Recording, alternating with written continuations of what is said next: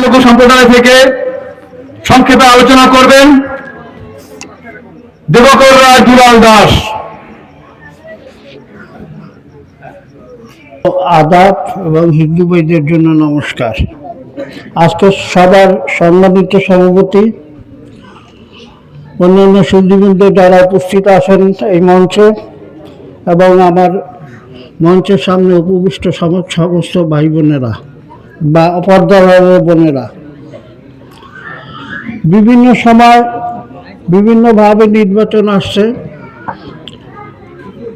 আমি সামান্য দুটি কথা বলবো যে আপনারা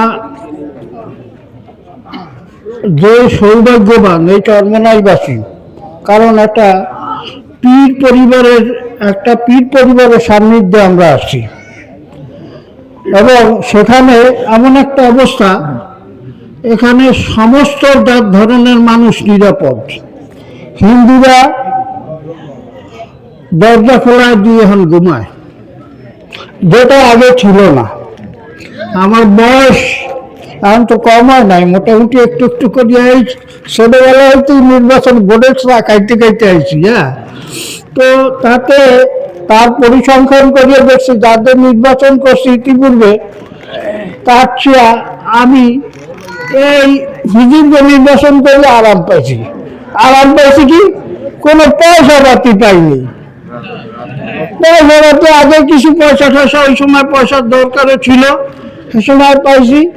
আর এখন ওই হুজুরকে নির্বাচন করিয়া কিন্তু পয়সা পাতি পাই না, তবুও নির্বাচন করি। তবুও আমি 25 বছর পর্যন্ত 2001 সাল থেকে 26 বছর আমি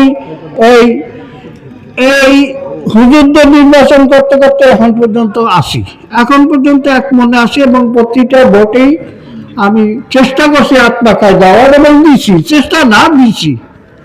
তো এখানে আমি অনুরোধ করব চরমনাইবাসী, বিশেষ করে সংখ্যাগুরু মুসলিমরা, আগতে কোনো এক কথায় যাওয়া উচিত।